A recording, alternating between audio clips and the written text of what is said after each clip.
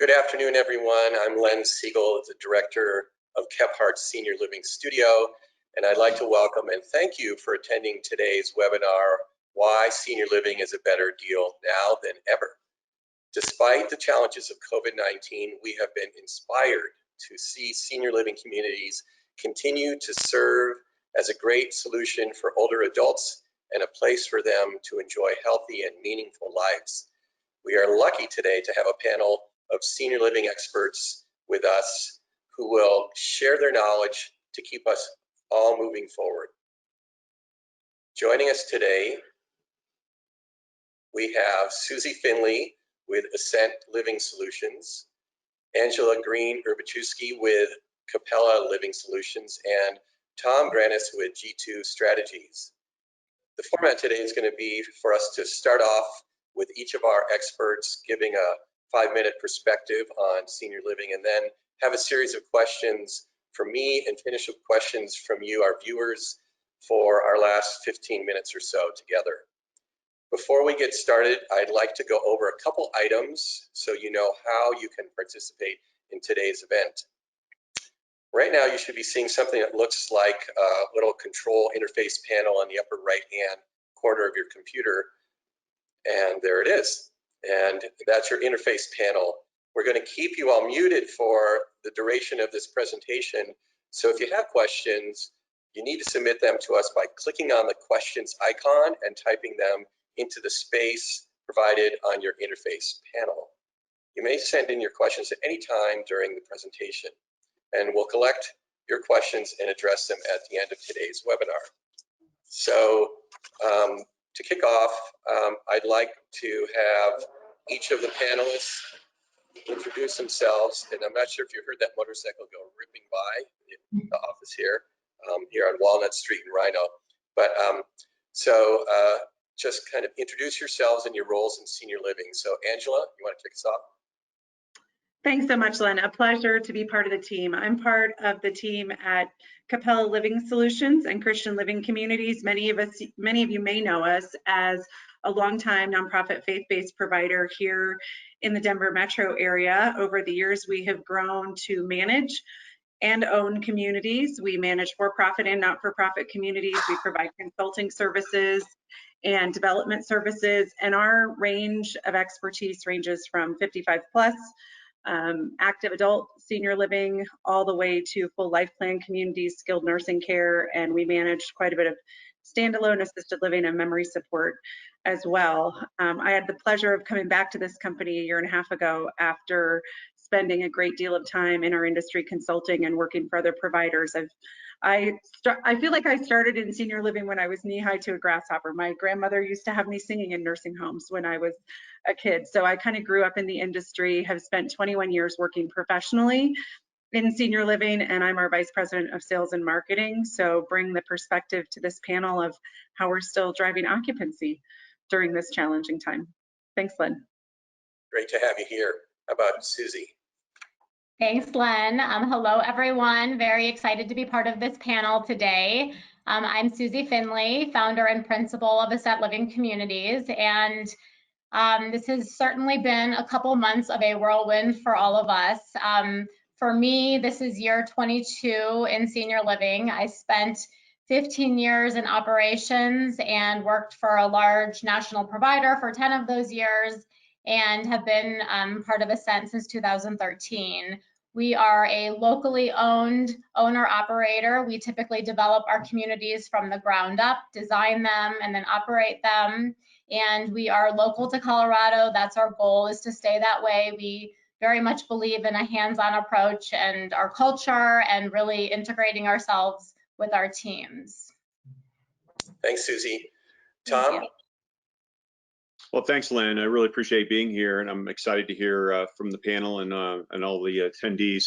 My name is Tom Granis. I'm a principal at G2 Strategies. We are a consulting firm specializing in real estate and construction. and we do development management, project management, and owner's rep services across the country. We have office, we're based here in Denver, but we have an office in Northern Virginia, right outside of Washington, D.C. We started doing senior living projects back in '97, I believe was my first one. I was just a pup out of college, and really it was a new world because I had never really seen the other side of senior living. We did a lot of office and a lot of retail, and I was touched by the way that developers and operators really took care of their clients, and they really are treat them as family. And it was really interesting coming mostly from an office world and commercial world, and having seen that, it really made an impression on me. And so we've really been doing senior living ever since. We do a lot of other management, but senior living has a real place in my heart because it's such a noble effort and noble cause, and we really enjoy working with developers and operators all over the country. Tom, that's a great lead into our first question, and I'm actually going to go right back to you on it.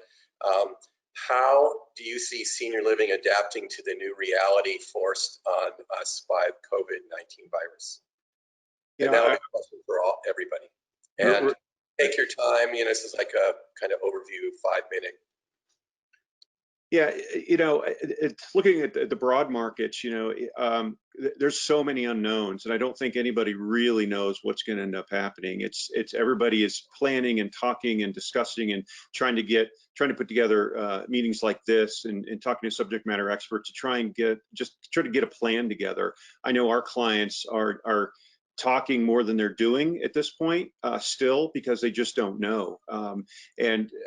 Retail specifically is in a tough spot. Commercial office had a big question mark on it because of downsizing and people working remotely and all of those things. But I think the senior living market is unique in a sense that they don't have a choice. They need to move forward with something quickly and do it soon, because not only to help their existing residents, but also their future residents, because it's very difficult. They have to support their business model. They obviously have to have new clients and new people moving in. So it's very, very difficult. So most of our clients right now are still in the planning stage. They've done a lot of implementation of some technology and mostly operational changes right now, because that's the low-hanging fruit. That's fairly easy to do.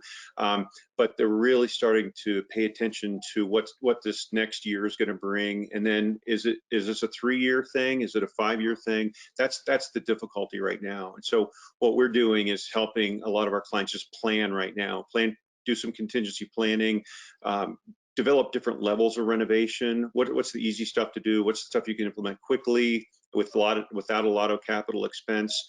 And then what are the medium and long-term range plans for their facilities?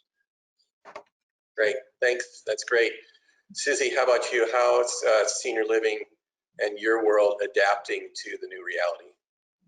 Thanks, Len. So, I think for us in the beginning, it was very scary. And as Tom said, there was so much unknown. I feel like we would call the COVID-19 line at CDPHE at the health department, and what they would tell us would, of course, vary from person to person. I felt like they oftentimes knew about 5% more than what we knew at the time.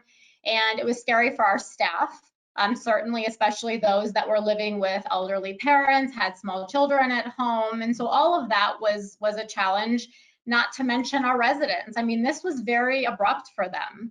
And I know for us specifically, for my company, we were very aggressive in the beginning. We shut down our visitation, our activity programming and dining before it was mandated to do so. And I think back to, it was a Thursday, and I was at one of my communities in Lakewood, and one of my independent living residents, we had stopped group transportation, and one of my independent living residents sought me out, and he's like, Susie, don't you think you're blowing this out of proportion? And I basically said to him, I was like, you know what?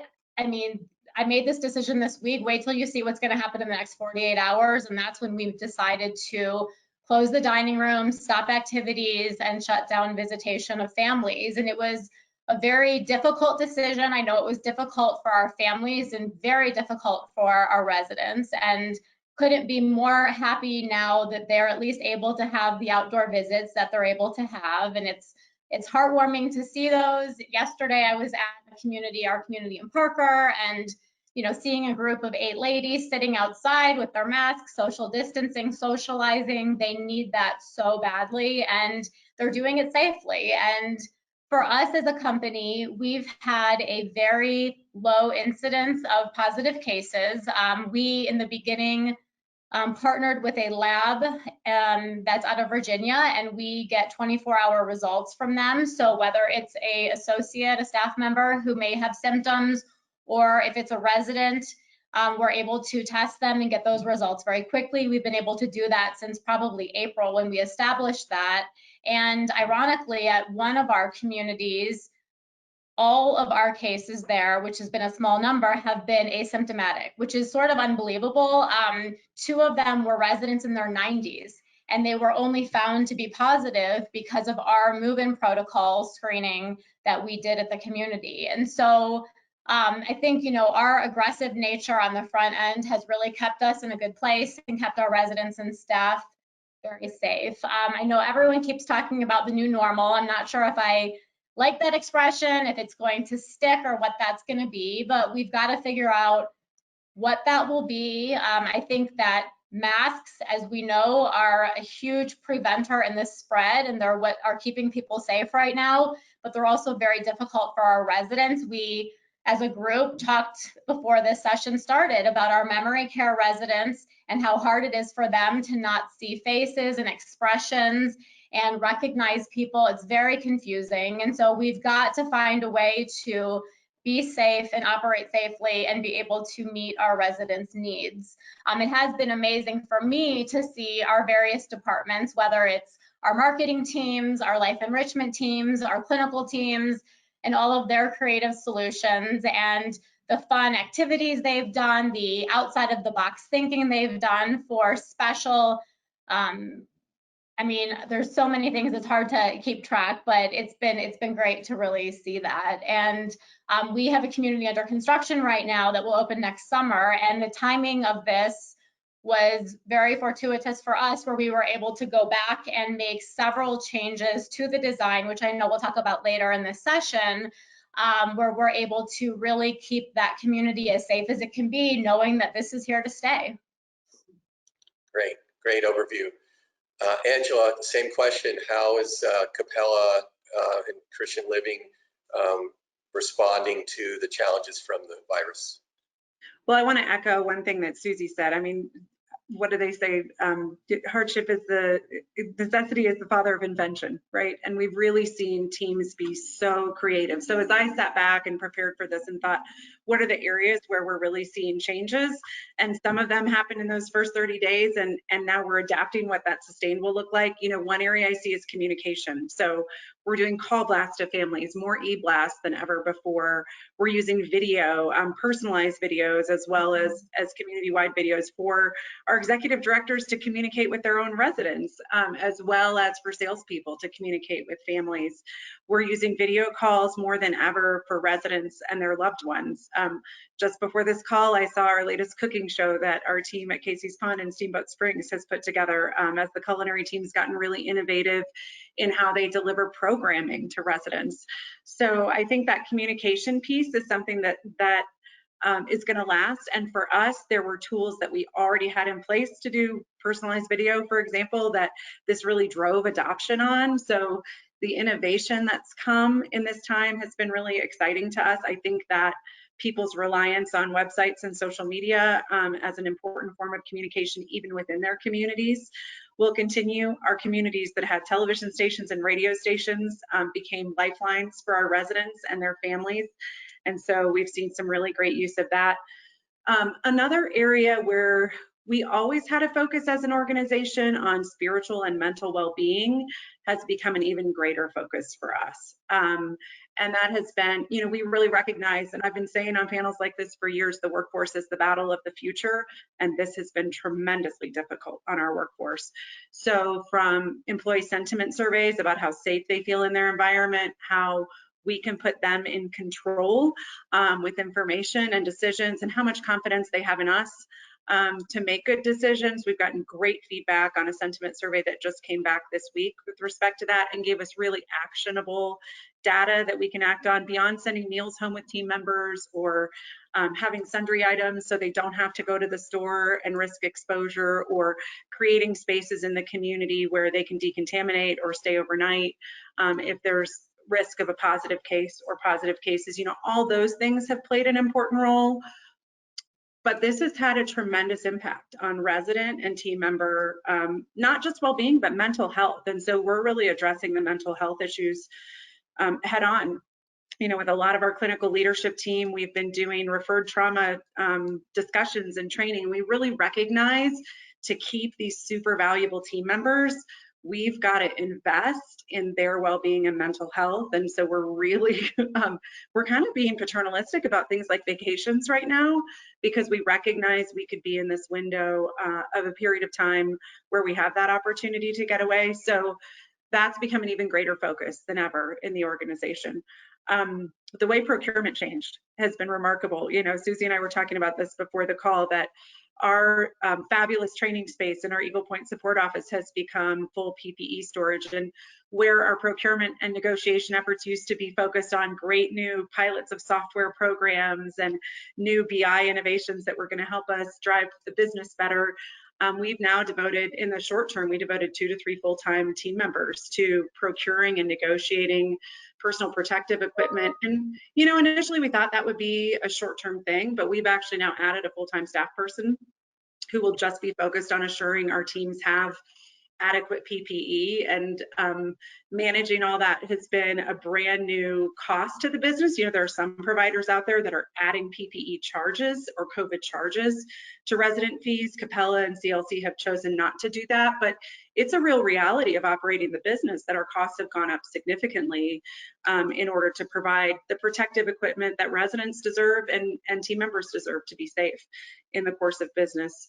And there are some financial realities that we're dealing with, you know, not just looking at how do we cover the cost of COVID, but really working with our owners and asset managers on how do you use CARES Act funding, how to really access the funds that are available to help keep the business healthy during this time. You know, typical turnover in assisted living and memory support is 50 to 55% annually. So you are going to continue to have celestial departures. You're going to continue to have residents who move on to higher levels of care, even if you're doing everything you can to keep resident satisfaction high during this time.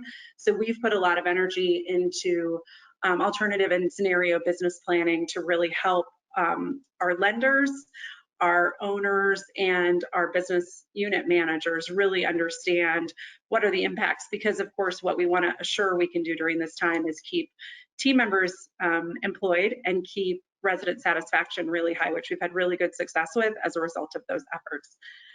But overall, I just say opportunity to innovate. And I know we're going to talk about that more as we look at new developments later in the talk. And I think that ties right into our topic today of how senior living may be coming out of this even better than ever because of all the quick, thoughtful changes that have been made. The follow-up question is, what do you see staying for beyond a crisis? What kind of operational changes, financial changes, construction changes, design changes, staff, resident changes? Susie, do you want to start that one off? Sure. Thanks, Len. So I think for me, what I think are the changes that are likely here to stay is, I think gone are the days of, 12 family members coming in and little kids running in from school and not health screening or temperature screening our visitors. I think that is probably something that's going to be here to stay. We were always ultra sensitive during flu season and norovirus season, and we would have our signs up and we would be monitoring. But now this is going to be a new reality for us, potentially year round. And I think we're going to be very cognizant of who's coming in and really trying to control that environment. I would say that our communities being able to quickly adapt and change, we've certainly proved that in the last few months. I think I've said to so many people, I didn't know I could write so many letters and change so many policies or write so many policies in just a week's time and months' time now as it's gone by. And I think that being able to have small group activities, partitions in areas, dining, activity programming, all of those areas, being able to very quickly make changes based on what we're experiencing as a community or as a state is going to be really important and probably long-standing for us. I think that and Angela can certainly talk more about this from her expertise, but marketing a senior living community is going to look very different. Before, our adult children would come in and maybe the first 5 questions they ask were about programming, or do you have a swimming pool, and talking about culinary. I can guarantee that they are all now going to be asking about infection control and cleaning and sanitization and what we're going to do to prevent infection. And it is going to be at the forefront. And we need to, just like on this panel, show how senior living can be so beneficial, how it is better than being at home, and the safe environment that we can provide for those that certainly need it. That's great. How about from a construction advice, technology point of view, Tom? What do you see as more of a permanent, some of the permanent changes to senior living? Yeah, I think Susie nailed it. There's the entrance sequence, your staffing considerations, overall health and wellness of your staff. Not that it wasn't considered prior to, but it's a priority now. And it's going to be, I think we're going to see physical changes to facilities that accommodate staff a little bit differently. Everything from PPE storage to maybe secure lounge areas where your staff can just go get a break and they can be amongst each other in a safe area where they can just relax. I see those things, and land firms like Kephart obviously are leading in this area, and they're coming up with extremely creative ideas on not only how to change future buildings, but how to retrofit some of these options into existing facilities, which is the biggest challenge. I think, changing on paper obviously is a lot easier to do, but trying to come up with creative solutions to retrofit existing facilities, I think, is going to be the challenge. And our clients are hesitant because they don't want to spend a lot of capital on physical changes to existing facilities, then have that have a sunset on that change, and 2 years from now it's obsolete and it doesn't function anymore, or the market's changed significantly. So there's only so much we can do. Our crystal balls are never going to be clear on that, but we have to make sure we're just not taking knee-jerk reactions on some of these changes, because some of the things we're talking about are fairly significant from a dollar standpoint. A lot of our clients are reevaluating their capital expenditures. We just had a conference call with a client earlier today, and they've redirected all of their CapEx money into COVID-related improvements. So all of the wallpaper and paint and all of those upgrades are really going to take a back seat to get to go into safety considerations and COVID prevention and pathogen prevention in their existing facilities. So that's a huge shift in how things are. And I'm sure we'll talk about the investment side a little bit later, but that we're seeing a lot of that right now. So I think things are going to change as visitors, vendors, contractors, how you do a capital improvement. Before we talked a little bit about negative air pressure and cleanliness and things like that. Now we're talking about having a full-time hygienist, a COVID safety officer on site to do construction projects. That was never even in the picture before, and I don't think that's going to go away anytime soon. It's a smart preventative measure. And then obviously that costs money. So on the construction side, I think your general conditions from your general contractors start to go up. They're going to have to start taking into account cleaning on a regular basis, disinfecting, staff control, testing folks as they come into the job site, as they go out of the job site, on-site safety members. All of those types of things have a cost above and beyond the actual physical construction you're doing. The general conditions are going to start to go up. So I think it remains to be seen whether that goes into 2-3 years from now, but I know I would venture a guess, at least for the next year or two, we're going to see those types of conditions for capital improvements. Thanks. I mentioned before, I'm on the board of directors of Golden West Senior Living in Boulder, and we're involved in a very large renovation project right now. And the logistics of separating the workers from the residents is something that will probably carry over even past the time when COVID is a non-issue for us. So there are just some things that contractors are doing with a little extra care now that I think will carry over as well.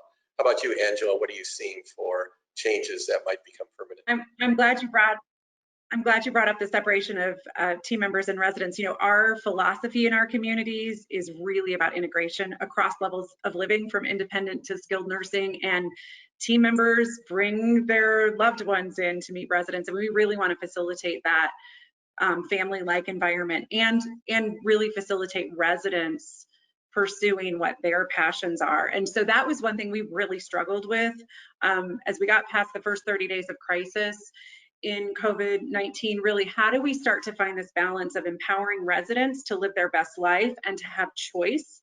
Because even if you're in a licensed environment, you still get to choose. You choose when you rise, you choose what you eat. And there was so much choice for residents that was taken away with this, and so much of that meaningful resident and team member interaction that really suffered. So I think so we have what we call a health and happiness committee that is residents and team members, both at the community level and at our 24 community system-wide level, that are looking at how do we strike that Eden masterpiece balance of keeping folks safe. But safe is, you know, if you've read Being Mortal or you've read any of those books, safety is not the only thing in quality of life. And so I think that debate is going to be operationally a piece that really continues for us. We're not ready to say our playgrounds in our communities are going to be closed to grandkids, but we're ready to talk more about how do we continue to make outdoor spaces even more flexible and better for large events. How do we create indoor-outdoor spaces that open up, that allow the fresh air in? The air handling piece is certainly something that I think will continue.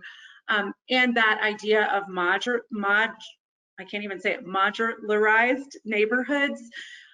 You know, probably Susie's teams are in the same position. We had many team members who crossed from skilled nursing to memory support to residential living in a typical course of their day's work previously. And today, from a resident safety perspective and an infection control perspective, we're not doing that. So I think it's also going to change the workforce in looking at more universal workers in communities that can stay in a particular neighborhood and serve lots of functions and really know those residents well and reduce resident contact with multiple team members. So, but I'm really excited in what this is going to do for outdoor and indoor-outdoor space and design. I'm sure you've got great ideas on that, Len. We can't wait to hear them. I'm not the expert here. People are attending to listen to you, but happy to follow up with anybody afterward. But it does impact all the design that we do at Kephart, not only the senior living, but also the market rate multifamily work that we do. The national media has been really critical of senior living. It just seems like they're picking on a scab or something here, and particularly focusing on nursing, skilled nursing during this time of the pandemic. Some people think that, and I'm one of those, that shining the light on senior living in this way is actually a very good thing, because it's getting more attention to senior living than it's gotten in a generation. In what ways is senior living an even better option now than it was before to counter some of that negative press that the media has been putting out there? How about you, Susie? Well, here's what I think is interesting. 22 years doing this, I think, everyone knows that in senior living, every winter, at least once, you end up with norovirus in your community, the cruise ship virus, the GI virus, and our world in some ways shuts down when that happens, depending on how bad it gets. And you end up closing dining rooms, you close salad bars if you have them, or happy hours, and it really rocks our world for a period of time. And you have to be extremely aggressive, and your sanitization and cleaning methods are what help you to get through that time. And what's interesting to me, certainly through all of this, is that I've been doing this so long, and my world shuts down when that happens, and nobody around me outside of senior living ever understands what it's like or what's happening. And this is one where not just nationwide, but worldwide, everyone is experiencing this. And my friends who may not even understand what I do for all of these years, they are living the same life that we're experiencing right now. And so I think that's really, it's unusual. It's the first time that that's ever happened, at least in my career for me. And certainly the news has glorified a lot of aspects of it. They've taken some communities that have had a more negative experience, and the best communities out there have had lots of positive cases, and there's communities that have terrible infection control measures and they may have had none so far or not known that they've had any. So they've certainly, the news has not done a lot of favors to us as an industry. I think it's been harder on skilled nursing than on the independent assisted living and memory care sector, which is what my company now only focuses on. But the reality is that seniors are isolated if they're at home, and they're now isolated more than ever. And their only interactions right now, especially if they can't see kids and grandkids, are maybe the person delivering their groceries or the neighbor that's picking up their medications. And, you know, we used to worry about the frozen meals they would eat and the lack of interaction they would have. And if they were doing home care at home, is the caregiver really showing up? Or if it snows, are they calling in? And so senior living, even today, with what we have in place, is always, I feel, going to be a better option from a socialization aspect and an oversight aspect than being at home. And the reality is that the aging curve, just like we know it ignores a recession, it ignores a pandemic, and seniors need care. And I think right now, to be honest, I mean, we love our family members, they're super involved, and we love having them with the community, but not having visitation since mid-March, our caregivers are able to spend so much more quality time one-on-one with the residents because they don't have maybe the, you know, adult daughter pulling them aside for a number of things. They get a lot more quality time and one-on-one, and our clinical has not wavered as far as the oversight goes and the monitoring and the access to testing. So I do believe it is better option than ever before, and those are basically my thoughts on that. Yeah, those are great, really inspiring, and you make so many. I think people are going to line up at your door right now to move in and get their parents in. How about Angela? You know, I think amen to everything Susie said. I think we recognized really early in the pandemic that it was going to be the voices of our residents and families that could tell that story more effectively than we could. And so we've really focused on getting that message out through their voices. So, and our residents have been amazing in participating in our videos, and family members have written letters to the editor, and we've been able to invite the media in for when we were weeks ago, when you couldn't be even doing outdoor visits yet. We were doing window visits with cherry pickers to the upper floors of our communities where we couldn't accommodate a window visit and a phone call before. So we've really allowed the residents to tell that story. And if you talk to our resident satisfaction scores are remarkably high for the difficult situation they are living in. But I think that loneliness that we are all experiencing is so much less when you're in a community, and they've been able to tell that story. They've been able to tell the story of the concierge who's receiving my packages and wiping them down for me and putting them in front of my front door, and the housekeeper who comes in and has full PPE and is using the right kind of disinfectant to eliminate a virus, and all the things where they've seen people that they already had relationships with on their team go above and beyond. They've been great about telling those stories. So we actually, as a portfolio, had our second largest lead generation month of the year was June. We didn't let up on marketing efforts during the heat of the pandemic, and 2 of our communities will be 100% sold at the end of the month. So I think people, and I credit a lot of that to having the right fundamentals. I mean, the organizations out there who've been talking to families all the way through this and continuing to keep lines of communication open and being very transparent. You know, our commitment from day one was, if we have a positive case, and we have had them in some communities, with 24 communities, it's inevitable that you would, we will over communicate, and we've done that. And so I think that this experience is going to separate the wheat from the chaff, right? Organizations like Ascent and like Capella that are really committed to clinical excellence and hospitality excellence and customer service excellence,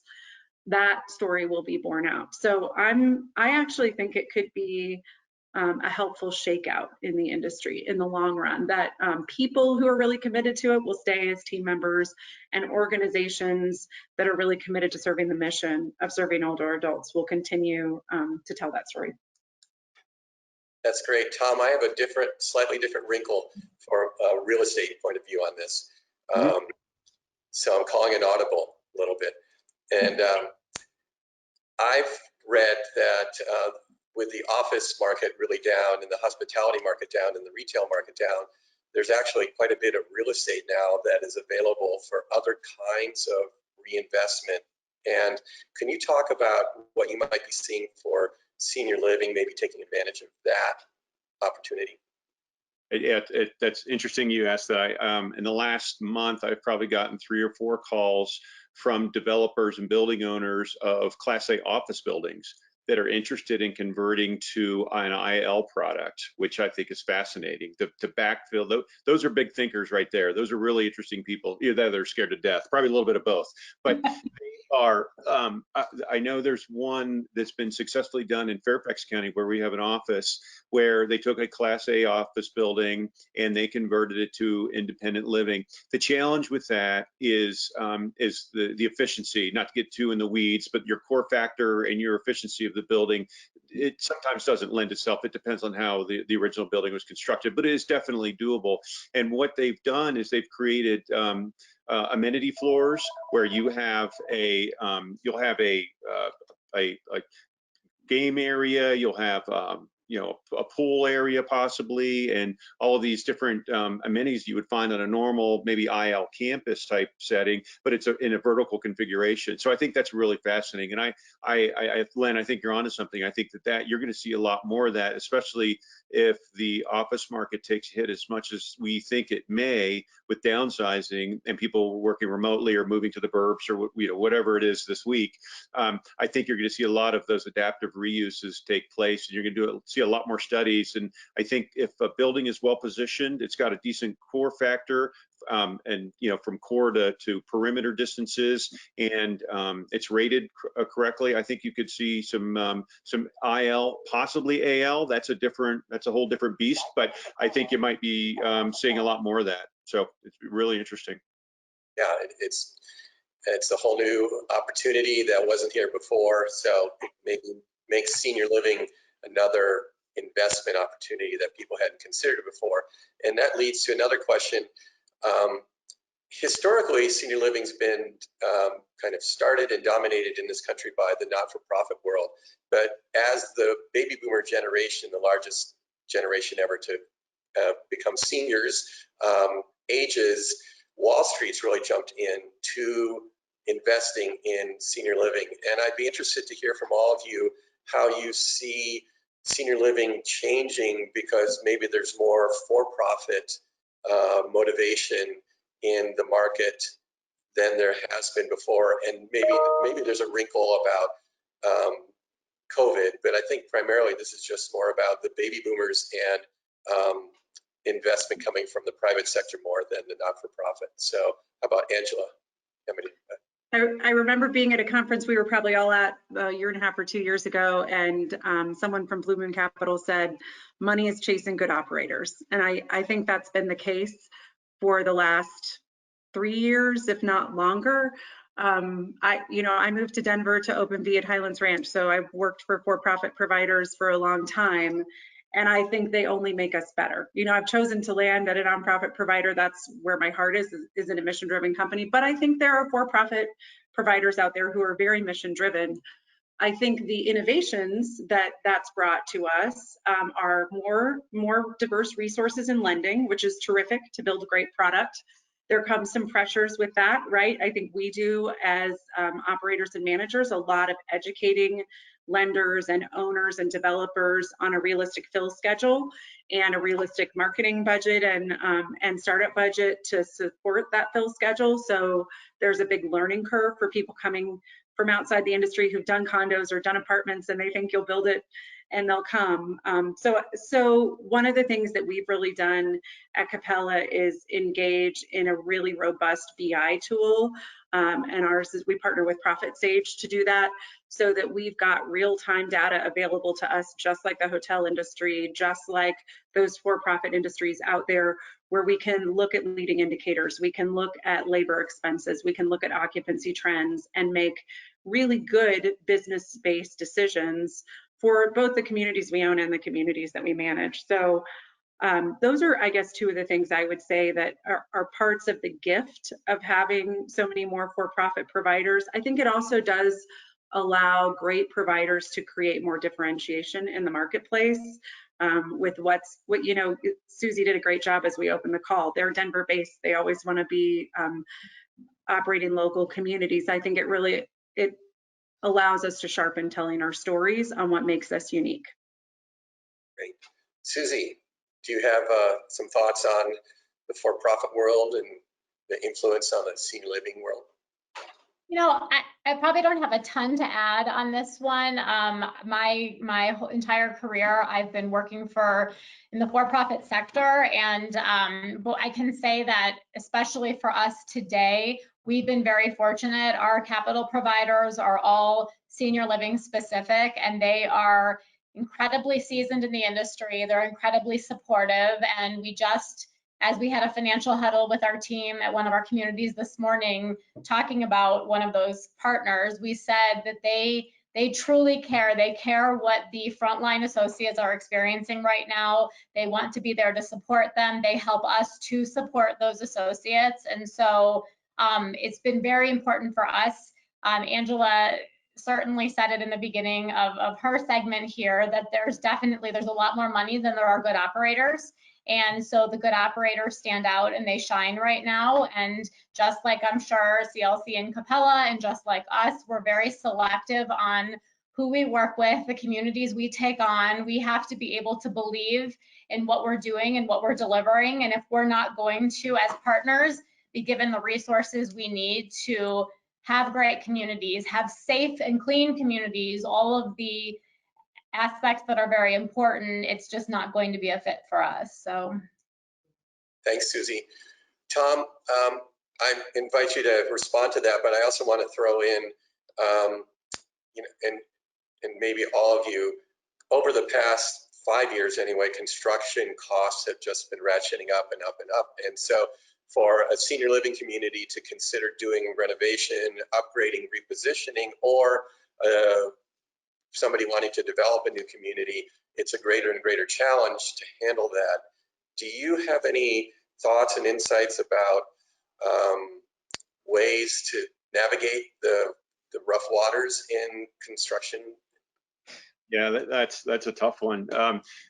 You know, if there's any bright lights out of this whole the whole COVID crisis, is that it tapped the brakes on the construction industry a little bit, which normally, you know, we wouldn't be a fan of. But obviously, as you mentioned, there was a significant amount of cost increases in I'd say the last 5 years, even both on the labor and the commodity side, commodity-driven costs like steel and copper and those types of things. So your materials were going up, not as much as labor, but and I think that was purely a function of how busy everybody was. You know, so I talked to a lot of major subcontractors, and they just didn't have the bandwidth. They just couldn't staff projects, and so they were literally pulling people off the streets or from other jobs to complete the job, and it just, things weren't getting done on time. The quality level started to drop, and it was just, there was a lot of frustration, especially among the trades and certainly among the GCs also.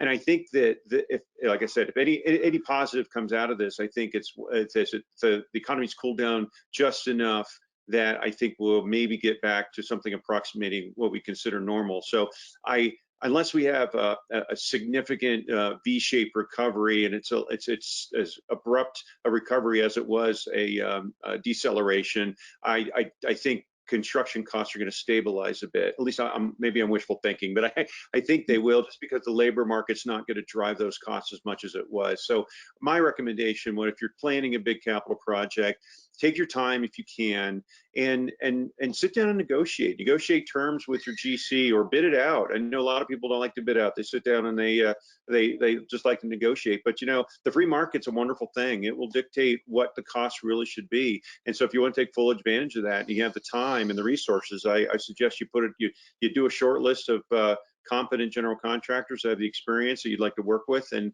have them compete against each other. So that's the approach we're taking right now to get good costs and good value for our clients. But I'm keeping my fingers crossed that this is enough of a cool down that we'll have a little bit of reset in the labor market and our costs will stabilize, if not go down maybe a little bit. Susie, I know I sat across the table a number of times with you on your current project and Hilltop project. What have you been seeing with construction? Because you've got a big project going on right now. We do. And yes, thanks, Len. You are a big part of that design for us. So we are, interestingly enough, when COVID happened, we were very fortunate to not have been delayed in our construction and been able to safely continue. But we were at a time period that right now we're actually sitting on a very large change order that's all COVID-19 related. And just as Tom said earlier, we're not trying to jump the gun and make too many changes that are going to become obsolete in a year or two, but certainly wanting to be very thoughtful. And I think the biggest aspect of those changes that we've made are just touchless, as much touchless as we can have. Because that's not going to ever change. You're never going to want everybody's fingers on something, and fingerprints and handprints and germs. And so we've made a lot of those changes.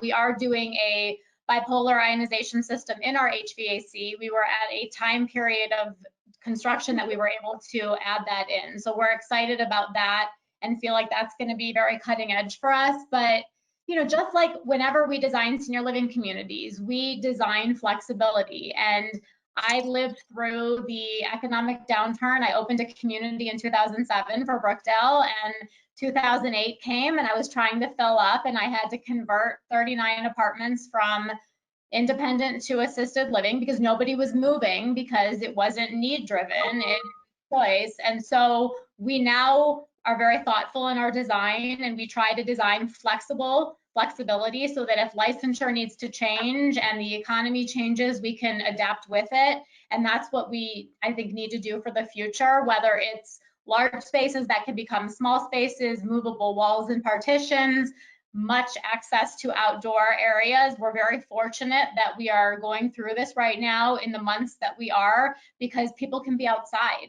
And in Colorado, if you're outside in the shade, it's pretty fantastic any time of year. And so it's been very beneficial, and we've really thought that through with outdoor dining and outdoor programming and visitation. And come winter, that's going to become one more challenge that we're not dealing with right now. Yeah, our 4 seasons are a challenge here. Another question, and this is actually coming from the audience. What advice do you have for developers that are thinking about entering the senior living market? And Angela, you want to have some thoughts on that? I have my marketing and sales hat on in answering that question. So really know your competition. Do a great competitive analysis and really define the resident that you are looking for and what your geographic market is. As we work with developers, I don't know if our audience is all Colorado on the phone. We work across the West and the Midwest, but especially in a lot of Colorado markets, everybody's looking at that same market at the same time. And we've got a lot of new entrants in this market. For a long time, this market was a lot of developers who had local roots, and you're seeing a lot of new entrants. So having a partner that can really help you with a great demand study and with designing to new customer demands. I think that will be outdoor space. I think it will, I love what Susie said about touchless, but I think ultimately our residents are at an age where they've lived through so much. This isn't their first crisis. Like, safety matters right now, but I don't think safety is going to be what lasts in their buying decisions. I think it's going to be about quality of life, and safety is a piece of that puzzle. So I would say, be thoughtful and have a lot of conversations and take a lot in considering all that, but don't design for today. It's just like Tom talked about earlier. Is this going to last 3 years? Is this going to last 5 years? Some decisions are timeless.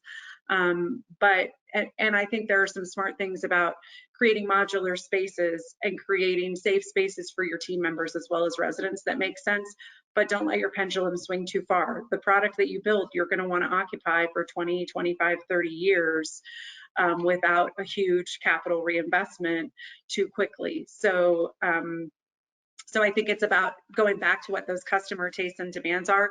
And one of our focuses at Capella is being really sensitive to their unmet needs in the middle market. So where we're looking at rising construction costs, how do we develop a product that meets all those desires, but still is at a price point that is going to meet a part of the market that may be underserved right now. And Len, if I can just add 2 things to that, because that's a great answer, Angela, is, you know, my advice, my 2 cents on that would be, certainly you need to be in it for the long term. As Angela said, if this is a 5-year plan for an investor, this is not the right industry for you. Stick to multifamily or something else. And I can't say strongly enough that having, and Len, you can, I know, back this up, but having a strong operator at the table during design is key. Someone trying to do this who is just a developer and doesn't have any senior living experience, or the operator at the table, that is just not the right approach, certainly in today's world. Thanks, Susie. Thanks, Angela. Tom, you're advising developers and senior living communities. What do you think are some of the keys for people entering the senior living market right now? Well, I think Angela nailed it. You be careful. Know your market. Do extensive studies. I personally think you can't do enough market studies, especially as flexible, or what do they say, as frothy as the market is right now. And quite frankly, if you do one and it takes you a year to get the design, you need to do another, because you really need to understand what the market is. And all bets are off with COVID. I thought I understood the market as much as I could back, fourth quarter of last year. It's a new world right now, and we're hearing a lot of that from the capital markets. A lot of the big publicly traded companies and investment companies are, as I mentioned earlier, they're taking all of their CapEx money and putting it into COVID, and they're taking all their new build money and siphoning off some of that to actually rehab existing. So it's different. It's a very difficult target to hit. But I think if I were talking to an investor, know your market, and really understand what the submarkets are too, because we're all familiar with the Denver market or the DC market or any major markets, but there's submarkets within that, and it could vary by as much as 5 miles. And they, memory care is down in some areas, but in some certain submarkets it's up, and same with IL and AL. So you just have an understanding of what you're going to build. And if you're dealing with any a sophisticated capital partner, they're going to demand that anyway. They're going to really want, especially now, they're a little scared right now about their money and where they put it. So you're going to have to prove that it's a viable business model before you put pen to paper even. So the next question that came in could fill an entire hour, but maybe you just have a couple insights, and that is the 73 million baby boomers that are going to be coming into the senior living, have already started there. How are they changing senior living operations, physically, design, programming? Angela?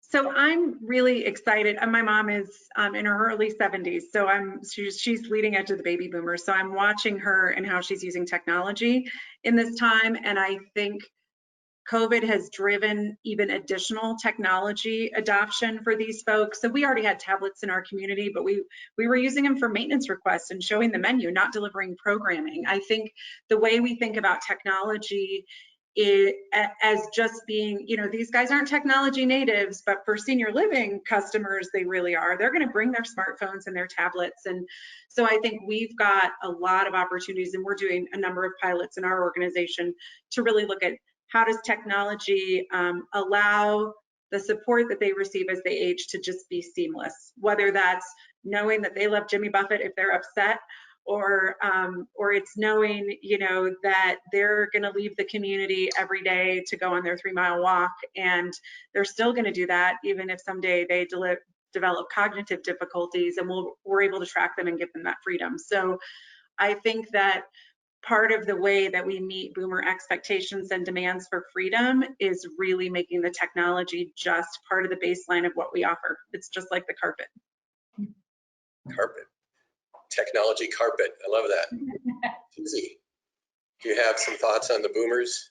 Yeah, you know, I think our residents, I mean, are always continuously challenging us to keep them, you know, socially and intellectually stimulated. And, you know, gone are the days of bingo's the only activity on the calendar. I mean, certainly you can't take it completely off because there will be a riot that happens at the community.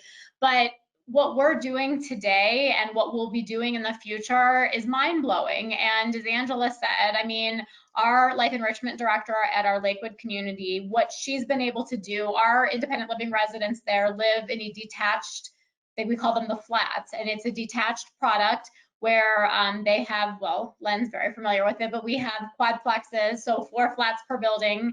The design, as much as when it was challenged when we initially did it by colleagues, it was so well received over the last few years, and it couldn't be a better fit for what's happening in the world right now, because those residents are the least isolated independent living residents anywhere based on that design. And so really just challenging us to do some very cool things, which is what she's doing from a programming standpoint. And they're in their driveways doing activities, and there's bands that are coming and doing programming for them, and lots of digital, lots of Zoom. I mean, I think we should all start buying stock in Zoom because I've never used it as much as I use it today. But I do think that that's what the future is certainly going to look like. And we're going to be challenged to do a lot more based on these baby boomers who are experiencing what we're all experiencing in the world right now. So when they're ready for senior living, they're going to have expectations that are very different than today. Thanks. How about Tom? Do you have a quick thought on the boomers impacting? Yeah. What amazes me most about the boomers is how active they are. You know, you look at the demographic and the age and what we typically provided for them 10 years ago, 20 years ago. They don't want that. They don't want to sit around and play dominoes. They want the option to, but they probably aren't going to do it. They want to go out. And what we're finding, we had a client that their model was to buy up small portfolios, 1 or 2, 3 unit building properties, and then modernize those. And that was their model, and they're very successful. But they found out that their potential clients want more than that. They want the putt-putt course, they want the bocce ball, they want pickleball, they want all these amenities, and these older facilities just don't have the real estate for it. And they didn't come with that because that's not the way we thought that when they were built 30, 40 years ago. And so if anything, it's amazing to me what the demands are of the clientele. They're very specific because they're active. They're much more active than at least I would think they would have been, you know, even 10, 20 years ago. So I think if I see anything from a planning standpoint, it's they want more things to do, whether that's through programs or through physical activities from amenities on the site. They want more of it.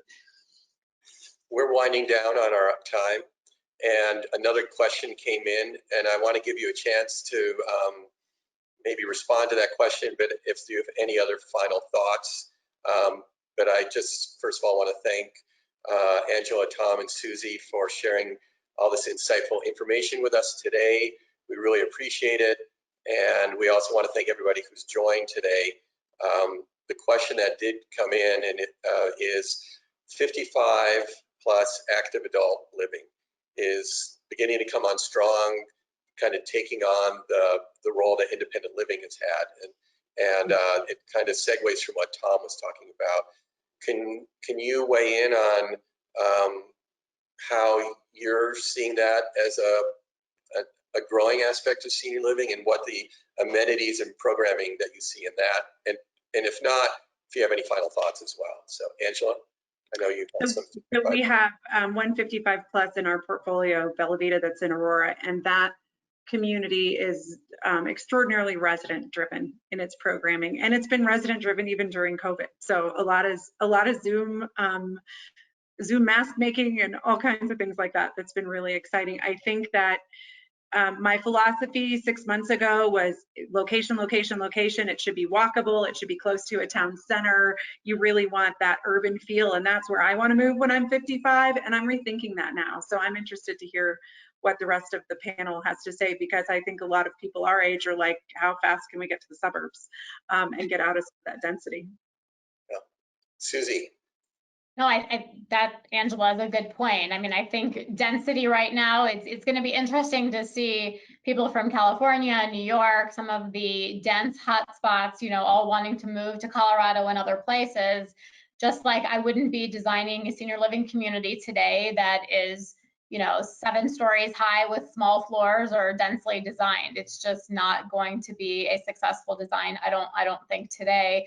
I think with the 55 and older, again, it's going to be a very much a choice decision move, and having the right programming. Health and wellness is the one thing I didn't add in earlier to what the baby boomers are going to want. We have a whole new focus on that than we've never had before, whether it's aquatics and yoga studios, and those residents are all, I mean, they become the family and they take care of each other. They watch out for each other. They help each other thrive so that they can live in that environment longer before they need to move to a higher level of care. So I think having a community designed where all of that can be facilitated will be very successful.